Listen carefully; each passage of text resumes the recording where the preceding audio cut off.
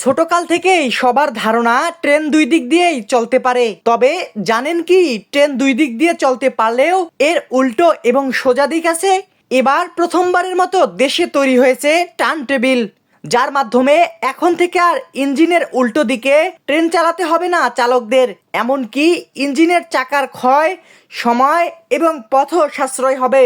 দেশের সব জায়গায় রেলের ইঞ্জিন এবং কোচ ঘোরানোর টার্ন টেবিল না থাকায় বহু বছর ধরে উল্টো দিকেই চলে ট্রেন। এখন আপনার মনে প্রশ্ন জাগতে পারে, কি এই টার্ন টেবিল?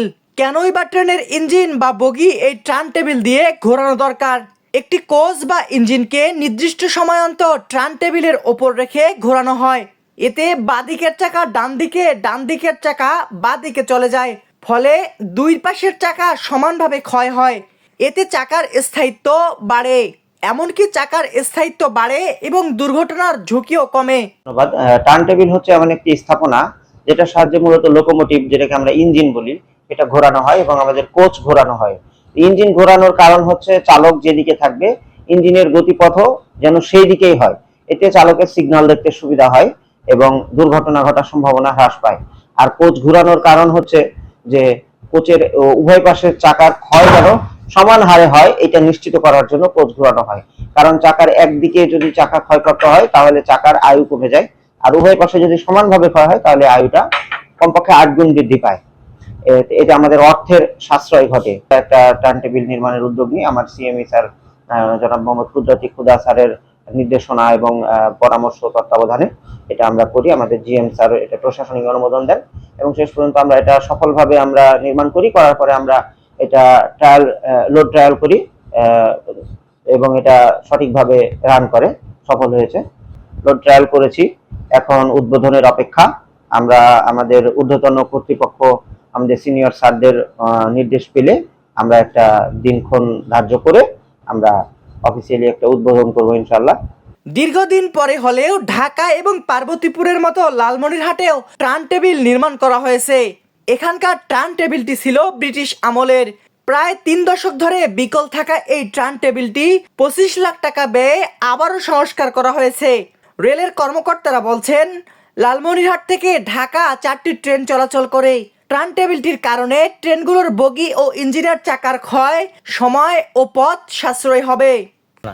তখন আমাদের এখান থেকে একটা কোচ ঘোরানোর জন্য আমরা পার্বতীপুর নিয়ে যাইতাম। পার্বতীপুর নেওয়ার পরে সেখানে ইঞ্জিন বা কোচ পার্বতীপুর অথবা ঢাকায় ঘোরানো হতো। সেই ক্ষেত্রে পার্বতীপুর একটা কোচ নেওয়ার পরে সেখানে সময়, অর্থ সবই ব্যয় হচ্ছে। এখন টার্ন টেবিলের সুবিধা এখানে হওয়ার কারণে আমরা দ্রুত সময়ে কোচ এখানে ঘোরাতে পারবো, ইঞ্জিন ঘোরাতে পারবো। আর কোচ ঘোরানোর কারণে কোচের স্থায়িত্ব, চাকার স্থায়িত্ব বাড়বে। আর ইতিপূর্বে আসলে রেল প্রতিষ্ঠার সময় টার্ন টেবিল প্রতিষ্ঠা হয়েছিল, কিন্তু কালের গর্ভে আস্তে আস্তে টার্ন টেবিলটা বিলীন হয়ে যায়। টার্ন টেবিলটা অত্যন্ত প্রয়োজনীয় রেলের জন্য। দীর্ঘদিন পরে হলেও লালমনিরহাটে এই টার্ন টেবিলের সুবিধা হওয়ার কারণে আমরা দ্রুত সময় কোচগুলো ঘোরানোর সুবিধা পাবো, ইঞ্জিন ঘোরানোর সুবিধা পাবো। এক্ষেত্রে আমাদের অর্থ, সময়, পাশাপাশি আমাদের চাকার স্থায়িত্ব সবগুলোই বাড়ানো সম্ভব। যাত্রীরাও ততটা নিরাপদে ভ্রমণ করতে পারবে।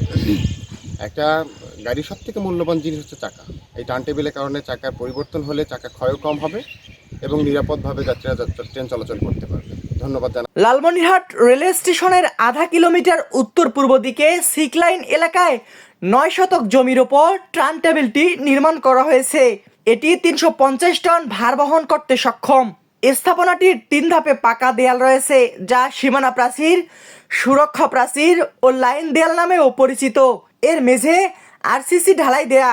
এতে পানি জমলেও পানির পাম্প দিয়ে নিষ্কাশনের ব্যবস্থা রয়েছে। সাব্বির হোসেন, সোনালী নিউজ।